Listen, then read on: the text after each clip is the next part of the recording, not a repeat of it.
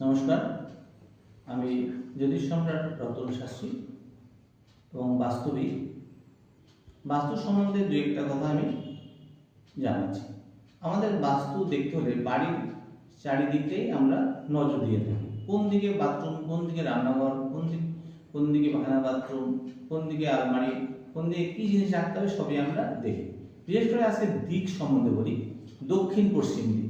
দক্ষিণ পশ্চিম দিকে যদি আপনি রান্নাঘর বানিয়েছেন কি, যদি বানিয়ে থাকেন তাহলে কি বাস্তুদোষ কিন্তু পরিপূর্ণ হয়ে গেল। দক্ষিণ পশ্চিম বাস্তুর ক্ষেত্রে একটা ভাইটাল স্থান। কেন? আমাদের সূর্যের যে আল্ট্রাভায়োলেট রে আর একটা আছে ইনফ্রারেড।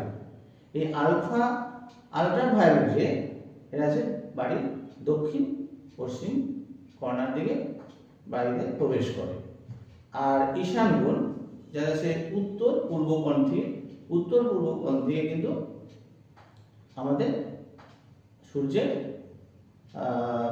ইনফ্রারেডে প্রবেশ করে। সেই জন্য দক্ষিণ পশ্চিম দিক যদি বাথরুম থেকে থাকে তাহলে কি সমস্যা হয়? হাজব্যান্ড ওয়াইফের রিলেশনে ডিস্টার্ব হয়, তারপরে বিভিন্ন রোগের সৃষ্টি হয়। কারণ রাহু তো রোগের কারক গ্রহ, রাহু ক্যান্সারের কারক গ্রহ।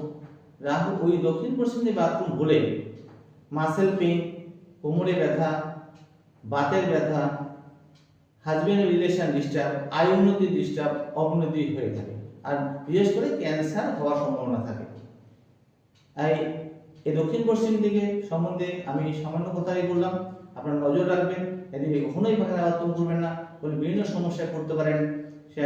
তাই এই শর্ট ভিডিওতে যদি আপনার ভালো লাগে তাই লাইক করবেন, সাবস্ক্রাইব করবেন এবং পরের ভিডিও আমি বাস্তু সম্বন্ধে পরপর আপলোড করতে থাকবেন, আপনারা ফলো করবেন। নমস্কার।